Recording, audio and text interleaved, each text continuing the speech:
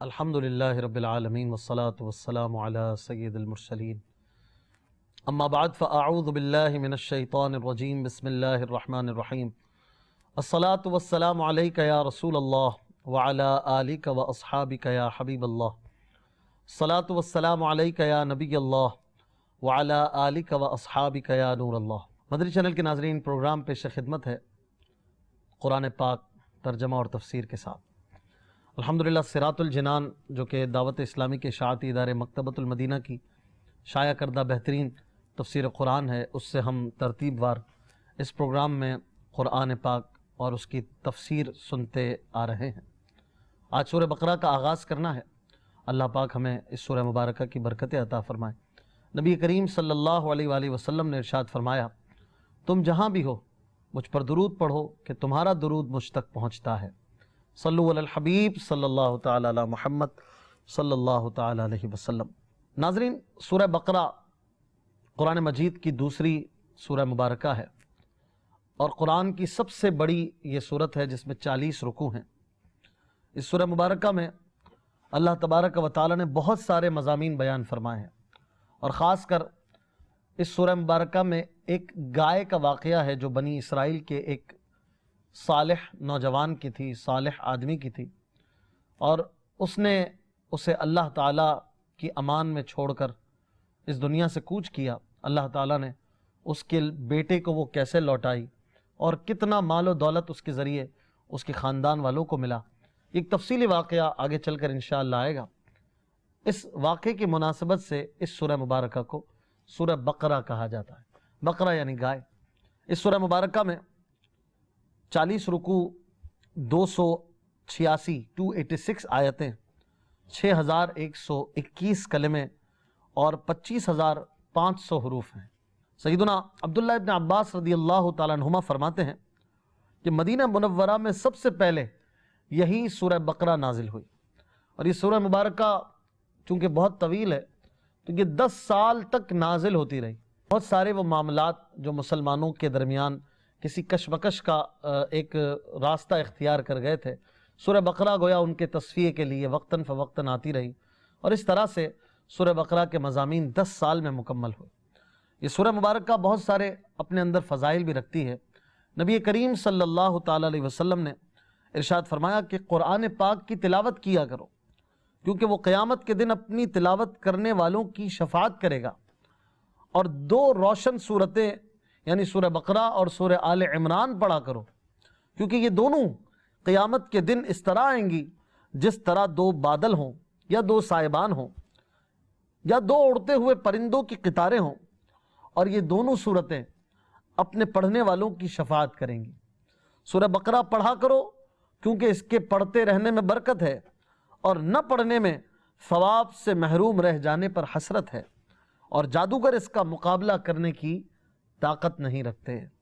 ایک اور حدیث پاک میں حضرت ابو ہریرہ رضی اللہ تعالیٰ عنہ سے روایت ہے، نبی کریم صلی اللہ تعالیٰ علیہ وسلم نے ارشاد فرمایا، اپنے گھروں کو قبرستان نہ بناؤ، یعنی اپنے گھروں میں عبادت کیا کرو، اور شیطان اس گھر سے بھاگتا ہے جس میں سورہ بقرہ کی تلاوت کی جاتی ہے۔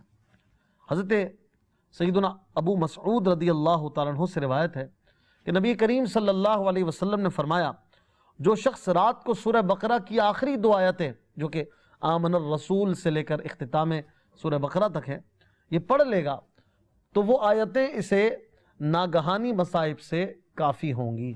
ایک اور حدیث پاک میں حضرت ابو ہریرہ رضی اللہ تعالیٰ عنہ سے روایت ہے، نبی کریم صلی اللہ علیہ وسلم نے فرمایا کہ ہر چیز کی ایک بلندی ہے، اور قرآن کی بلندی سورہ بقرہ ہے۔ اس میں ایک آیت ہے جو قرآن کی تمام آیتوں کی سردار ہے، اور وہ آیت آیت الکرسی ہے۔ اللہ لا الہ الا هو الحی القیوم، یہ مبارک آیت جسے قرآن کی تمام آیتوں کا سردار کہا جاتا ہے، یہ آیت مبارکہ بھی سورہ بقرہ ہی میں ہے۔ حضرت سہل بن سعد رضی اللہ تعالیٰ عنہ سے روایت ہے، رسول اللہ صلی اللہ علیہ وسلم نے فرمایا، جس نے دن کے وقت اپنے گھر میں سورہ بقرہ کی تلاوت کی تو 3 دن تک شیطان اس کے گھر کے قریب نہیں آئے گا، اور جس نے رات کے وقت اپنے گھر میں سورہ بقرہ کی تلاوت کی تو 3 راتیں اس گھر میں شیطان داخل نہ ہوگا۔ تو پتہ چلا کہ یہ سورت اپنے اندر بڑے فضائل رکھتی ہے، جنات سے حفاظت، شیاطین سے حفاظت، ناگہانی مصائب سے حفاظت، اور بہت ساری برکتوں کے ساتھ، اور پھر قیامت کے دن کی شفیع اور سفارشی بن کر اپنے پڑھنے والوں کے لیے یہ سورہ مبارکہ ہے۔ لہٰذا سورہ بقرہ کی تلاوت کو اپنے معمولات میں ہمیں رکھنا چاہیے۔ اگرچہ ایک طویل یہ سورت ہے، لیکن ہم کوشش کر کے کبھی کبھار اس کو پڑھنے کی سعادت پائیں تو زیادہ دیر نہیں لگتی۔ ایک سلو پڑھنے والے کو بھی میرا خیال ہے کہ 1 گھنٹہ کم و بیش لگے گا، سورہ بقرہ ختم ہو جائے گی۔ تو اس انداز سے اس کی برکتیں جو ملے گی وہ انشاءاللہ بہت زیادہ ہوں گی۔ سورہ بقرہ میں بہت سارے مضامین کا بیان ہے جو انشاءاللہ آتا رہے گا، وقتاً فوقتاً ہم اسے پروگرامز میں سنتے رہیں گے۔ خاص کر قرآن مجید کی حقانیت اور اس کی سچائی کا بیان اس صورت میں کیا گیا۔ قرآن پاک ہدایت حقیقی کا باعث ہے، یہ اس صورت میں بیان کیا گیا۔ قرآن پاک جیسی دوسری کوئی کتاب یا اس کے جیسی کوئی صورت یہ کوئی نہیں بنا کے لا سکتا۔ اس طرح کا مضمون سورہ بقرہ میں ہے۔ آدم علیہ السلام کی پیدائش کا واقعہ اس سورہ مبارکہ میں ہے۔ فرشتوں کے سامنے ان کی جو شان کا اظہار ہوا اس کا بیان اس سورہ مبارکہ میں ہے۔ خانہ کعبہ کی تعمیر اور حضرت ابراہیم علیہ السلام کی دعا کا ذکر اس سورہ مبارکہ میں ہے۔ نبی کریم صلی اللہ علیہ وسلم کی چاہت پر قبلے کی تبدیلی ہو گئی، اس مضمون کا بھی بیان سورہ بقرہ میں ہے۔ عبادات اور معاملات جیسے نماز، زکوٰۃ، رمضان کے روزے، خانہ کعبہ کا حج، راہ خدا میں جہاد اور دیگر دینی معاملات میں قمری مہینوں پر اعتماد وغیرہ کے حوالے سے بھی معاملات اس صورت میں بیان کیے گئے۔ طلاق، رضاعت، نکاح، یتیموں کے ساتھ سلوک، والدین کے ساتھ سلوک، رشتہ داروں کے ساتھ سلوک، اسی طرح بیویوں کے ساتھ سلوک کے حوالے سے، لوگوں کے مال ناحق نہ کھانے کے حوالے سے، شراب، سود، جوا اور دیگر عورتوں کے جو ماہواری کے مسائل ہوتے ہیں یہ بھی اس صورت میں خاص طور پر بیان کیے گئے ہیں۔ تابوت سکینہ کا بھی واقعہ اس سورہ مبارکہ میں ہے۔ جالوت کا واقعہ اس صورت میں ہے۔ حضرت عزیر علیہ السلام کا اور حضرت ابراہیم علیہ السلام کا بڑا ہی پیارا واقعہ تیسرے پارے اور سورہ بقرہ کی اختتامی جگہوں پر آتا ہے۔ اسی طرح اس سورہ مبارکہ میں سود کے خلاف ایک زبردست سمجھیے کہ پورا رکوع ہی سمجھ لیجئے کہ ہے، جس میں اللہ تعالیٰ نے سود کے حرام ہونے اور اس کے اللہ تبارک و تعالیٰ کی بارگاہ میں مذموم عمل ہونے کے حوالے سے بہترین بیان اس سورہ مبارکہ میں کیا گیا ہے۔ اور چونکہ اس سے پہلے سورہ فاتحہ ہے تو اس سورہ مبارکہ کا سورہ فاتحہ سے مناسبت کا معاملہ یہ ہے کہ سورہ فاتحہ میں مسلمانوں کو دعا مانگنے کی تعلیم دی گئی، اہدنا الصراط المستقیم، یا اللہ ہمیں سیدھا راستہ چلا۔ اور اس سورہ مبارکہ میں کامل ایمان والوں کی جو تعریف ہے، جو ان کے اوصاف ہیں وہ بیان کیے گئے۔ مشرکین، منافقین اور اس طرح کے اللہ تعالیٰ کے دشمنوں کی نشانیاں جو ہیں وہ کھول کھول کر بیان کی گئی ہیں۔ شروع کرتے ہیں۔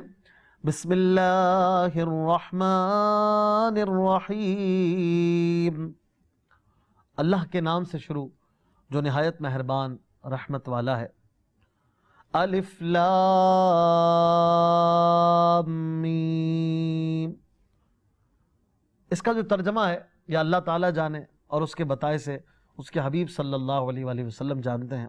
اور اس طرح کے جو الفاظ ہیں الف لام میم جیسے کہ ہے، اس طرح قرآن پاک کی 114 صورتوں میں سے 29 صورتیں ہیں، 29 صورتیں ہیں جن کے شروع میں اس طرح کے ورڈز، اس طرح کے حرف آتے ہیں کہ جن کو حروف مقطعات کہا جاتا ہے۔ اور یہ حروف مقطعات کیا ہیں؟ ان کے بارے میں سب سے قوی قول یہ ہے کہ اللہ تعالیٰ کے رازوں میں سے راز ہیں اور متشابہات میں سے ہیں۔ ان کی مراد اللہ تعالیٰ جانتا ہے اور ہم ان کے حق ہونے پر ایمان لاتے ہیں۔ یہاں یہ بات یاد رہے کہ اللہ تعالیٰ نے اپنے حبیب صلی اللہ علیہ وسلم کو حروف مقطعات کا علم عطا فرمایا ہے، اور یہ بات دلائل کے ساتھ ثابت ہے۔ امام احمد رضا خان رحمۃ اللہ تعالی علیہ فرماتے ہیں کہ قاضی بیضاوی رحمۃ اللہ علیہ انوار التنزیل میں سورتوں کے ابتدا میں واقع حروف مقطعات کے بارے میں فرماتے ہیں، ایک قول یہ ہے کہ یہ ایک راز ہے جسے اللہ تعالیٰ نے اپنے علم کے ساتھ مخصوص کیا ہے، اور ایسی ہی روایات خلفائے اربعہ اور دیگر صحابہ اکرام رضی اللہ تعالیٰ عنہم سے بھی مروی ہے، اور ممکن ہے کہ صحابہ اکرام نے یہ مراد لیا ہو کہ یہ حروف اللہ اور اس کے رسول کے درمیان راز و نیاز کی باتیں ہیں، اور یہ ایسے اسرار و رموز ہیں جنہیں دوسرے کو سمجھانا مقصود نہیں۔ اگر یہ راز حضور اقدس صلی اللہ علیہ وآلہ وسلم کو بھی معلوم نہ ہو تو پھر یہ غیر مفید کلام ہوگا، یعنی جس کی طرف بھیجا جا رہا ہے اسی کو نہیں پتا کہ اس کا کیا مطلب ہے، تو یہ خطاب پھر بیکار ہو جائے گا معاذ اللہ۔ اور قرآن پاک میں کوئی چیز بیکار نہیں ہے، لہٰذا یہ بات واضح ہو گئی کہ نبی کریم صلی اللہ علیہ وسلم ان حروف مقطعات کا معنی جانتے ہیں۔ علامہ محمود آلوسی رحمۃ اللہ تعالی علیہ فرماتے ہیں حروف مقطعات کے بارے میں کہ غالب گمان یہ ہے کہ یہ مخفی علم ہے اور سربستہ راز ہے جن کے ادراک سے علماء عاجز ہیں اور خیالات اس تک پہنچنے سے قاصر ہیں، اور اسی وجہ سے حضرت ابو بکر صدیق رضی اللہ تعالیٰ عنہ نے فرمایا کہ ہر کتاب کے راز ہوتے ہیں اور قرآن مجید کے راز یہ حروف مقطعات ہیں۔ اور امام شعبی رحمۃ اللہ تعالی علیہ فرماتے ہیں یہ حروف اللہ تعالیٰ کے اسرار ہیں، یہ اللہ کے راز ہیں، تو ان کا کھوج نہ لگاؤ، کیونکہ رسول اللہ صلی اللہ علیہ وآلہ وسلم کے بعد ان کی معرفت آپ کے علوم کے وارث اولیاء اکرام کو ہے، انہیں اسی بارگاہ سے ان اسرار کی معرفت حاصل ہوتی ہے، اور کبھی یہ حروف خود انہیں اپنا معنی بتا دیتے ہیں، جیسے نبی کریم صلی اللہ علیہ وآلہ وسلم کے ہاتھوں میں کنکریوں نے تسبیح کے ذریعے کلام کیا، اور گوہ اور ہرن حضور اقدس صلی اللہ تعالی علیہ وسلم سے ہم کلام ہوئے۔ اہل بیت سے یہ بات حروف مقطعات کا علم ہونا صحت سے ثابت ہے، بلکہ جب کوئی بندہ قرب نوافل کے درخت کا پھل چنتا ہے تو وہ ان حروف کو اور اس کے علاوہ کے علم کو اللہ تعالیٰ کے علم کے ذریعے جان لیتا ہے۔ تو بہرحال یہ بات واضح ہو گئی کہ پیارے آقا صلی اللہ علیہ وآلہ وسلم اللہ کے ان رازوں کو جانتے ہیں، اور یہ اللہ تعالیٰ اور اس کے حبیب صلی اللہ علیہ وسلم کے مابین ایسی راز کی باتیں ہیں کہ جو خاص لوگوں کو بھی حضور کے صدقے میں پتہ چلتی ہیں اور انہیں بھی اس کا علم دیا جاتا ہے۔ چونکہ قرآن پاک میں جا بجا یہ حروف مقطعات آتے ہیں، اس لیے ہم نے اس کی کچھ تفصیل صراط الجنان سے سنی۔ آگے اللہ پاک ارشاد فرماتا ہے ذَلِكَ الْكِتَابُ لَا رَيْبَ فِيهِ هُدًى لِّلْمُتَّقِينَ۔ ترجمہ: وہ بلند رتبہ کتاب جس میں کسی شک کی گنجائش نہیں، اس میں ڈرنے والوں کے لیے ہدایت ہے۔ اس آیت کے شروع میں لفظ ہے لا ریب، یعنی کوئی شک نہیں۔ آیت کے اس حصے میں قرآن مجید کا ایک وصف اور قرآن کی شان بیان کی گئی کہ یہ قرآن پاک ایسی کتاب ہے کہ جس میں شک کی کوئی گنجائش ہی نہیں ہے، کیونکہ شک اس چیز میں ہوتا ہے جس کی حقانیت پر کوئی دلیل نہ ہو، جبکہ قرآن پاک اپنی حقانیت اور سچائی میں ایسی واضح اور مضبوط دلیلیں رکھتا ہے جو ہر صاحب انصاف اور عقل مند انسان کو اس بات کا یقین کرنے پر مجبور کر دیتی ہیں کہ یہ کتاب سچی کتاب ہے اور اللہ تعالیٰ کی طرف سے ہی نازل ہوئی ہے۔ تو جیسے کسی اندھے کے انکار سے سورج کا وجود مشکوک نہیں ہوتا، ایسے ہی کسی بے عقل مخالف کے شک اور انکار کرنے سے یہ کتاب مشکوک نہیں ہو سکتی۔ مزید فرمایا اللہ تعالیٰ نے کہ ہدی للمتقین، ڈرنے والوں کے لیے یہ ہدایت ہے۔ قرآن مجید کا یہ بھی ایک وصف ہے کہ یہ کتاب تمام لوگوں کو حق کی طرف ہدایت دیتی ہے۔ ہدایت تو سب کے لیے ہے، جو ڈرنے والے ہیں یا جو لوگ نہیں بھی ڈرتے، لیکن ہدایت حاصل ڈرنے والے کرتے ہیں۔ یاد رہے کہ قرآن پاک کی ہدایت اور رہنمائی اگرچہ مومن اور ہر کافر شخص کے لیے عام ہے، جیسا کہ اللہ تعالیٰ نے قرآن کے لیے دوسرے مقام پر فرمایا ہدی للناس، یہ سارے لوگوں کے لیے ہدایت ہے، لیکن قرآن پاک سے حقیقی نفع یہ وہی حاصل کرتے ہیں جو ایمان والے ہیں اور جو اللہ سے ڈرتے ہیں، جو متقی ہیں۔ اس لیے فرمایا گیا کہ یہ متقین کے لیے ہدایت ہے۔ یہاں پر تقوی کی بات کی گئی۔ ناظرین، تقوی کیا ہے؟ تقوی کے مختلف معنی علماء اکرام نے بیان فرمائے ہیں۔ ایک معنی یہ ہے کہ نفس کو خوف کی چیز سے بچانا، اور شریعت کی اصطلاح میں تقوی کا معنی یہ ہے کہ نفس کو ہر اس کام سے بچانا جسے کرنے یا نہ کرنے سے کوئی شخص عذاب کا مستحق ہو، جیسے کفر و شرک، کبیرہ گناہوں، بے حیائی کے کاموں سے اپنے آپ کو بچانا، حرام چیزوں کو چھوڑ دینا اور فرائض کو ادا کرنا۔ اور بزرگان دین نے یوں بھی فرمایا ہے کہ تقوی یہ ہے کہ تیرا خدا تجھے وہاں نہ پائے جہاں اس نے منع فرمایا ہے۔ کیا بات ہے، سبحان اللہ، کہ اللہ تبارک و تعالی نے جہاں ہمیں پسند فرمایا کہ ہم وہاں ہوں یا اس کام میں ہوں، ہم وہ کام کریں گے، تقوی ہے۔ اور جہاں پسند نہیں فرمایا، جس جگہ جانا پسند نہیں فرمایا اور جس کام میں لگنا پسند نہیں فرمایا، اسے چھوڑ دیں، یہ تقوی ہے۔ اللہ تعالیٰ نے قرآن مجید میں تقوی والوں کے لیے بڑے فضائل اور ان کی شانیں بیان فرمائی ہیں۔ ایک مقام پر اللہ تعالیٰ فرماتا ہے یا ایھا الذین آمنوا اتقوا اللہ حق تقاتہ ولا تموتن الا وانتم مسلمون، یعنی اے ایمان والو، اللہ سے ڈرو جیسا اس سے ڈرنے کا حق ہے، اور ضرور تمہیں موت صرف اسلام کی حالت میں آئے۔ ایک اور مقام پر فرمایا یا ایھا الذین آمنوا اتقوا اللہ وقولوا قولا سدیدا یصلح لکم اعمالکم ویغفر لکم ذنوبکم ومن یطع اللہ ورسولہ فقد فاز فوزا عظیما، یعنی اے ایمان والو اللہ سے ڈرو اور سیدھی بات کہا کرو، اللہ تمہارے اعمال تمہارے لیے سنوار دے گا اور تمہارے گناہ بخش دے گا، اور جو اللہ اور اس کے رسول کی فرما برداری کرے اس نے بڑی کامیابی پالی۔ حضرت ابو سعید رضی اللہ تعالیٰ عنہ سے روایت ہے، نبی کریم صلی اللہ تعالیٰ علیہ وسلم نے فرمایا تمہارا رب ایک ہے، تمہارا باپ ایک ہے، اور کسی عربی کو عجمی پر فضیلت نہیں ہے، عجمی کو عربی پر فضیلت نہیں ہے، نہ گورے کو کالے پر فضیلت ہے، نہ کالے کو گورے پر فضیلت ہے، مگر صرف تقوی سے، یعنی تقوی کی وجہ سے فضیلت کے معیار جو ہیں وہ اسلام میں دیکھے جاتے ہیں۔ ایک اور حدیث پاک میں نبی کریم صلی اللہ علیہ وسلم نے بڑی پیاری بات ارشاد فرمائی کہ تمہارا رب فرماتا ہے اس بات کا مستحق میں ہی ہوں کہ مجھ سے ڈرا جائے، جو مجھ سے ڈرے گا تو میری شان یہ ہے کہ میں اسے بخش دوں گا۔ اور تقوی حقیقت میں اللہ سے ڈرنا ہے، اللہ سے ڈرنے کا نام تقوی ہے، اور اللہ کے ڈر سے بندہ اس کے ممنوعات کو چھوڑ دے، حرام کاموں کو چھوڑ دے، اور اس کی رضا کے لیے اور اس کی محبت کے لیے بندہ نیک کام کرے، گویا یہ اس نے تقوی کو حاصل کرنے کی کوشش کی۔ اسی طرح تقوی کے مدارج بھی ہیں، درجات بھی ہیں اور اقسام بھی ہیں، جیسا کہ امام احمد رضا خان رحمۃ اللہ تعالی علیہ تقوی کی 7 قسمیں بیان فرماتے ہیں کہ کفر سے بچنا، بد مذہبی سے بچنا، کبیرہ گناہ سے بچنا، صغیرہ گناہ سے بچنا، شبہات سے بچنا، نفسانی خواہشات سے بچنا، اللہ تعالیٰ سے دور لے جانے والی ہر چیز کی طرف توجہ کرنے سے بچنا۔ یہ 7 درجات ہیں، اور یہ 7 درجات جب کسی کو حاصل ہو جاتے ہیں تو وہ کمال کا متقی بن جاتا ہے۔ اللہ تعالیٰ ہمیں متقی اور پرہیزگار بنا دے۔ آگے ارشاد فرمایا الذین یؤمنون بالغیب ویقیمون الصلاة ومما رزقناہم ينفقون۔ ترجمہ، وہ لوگ جو بغیر دیکھے ایمان لاتے ہیں اور نماز قائم کرتے ہیں اور ہمارے دیے ہوئے رزق میں سے کچھ ہماری راہ میں خرچ کرتے ہیں۔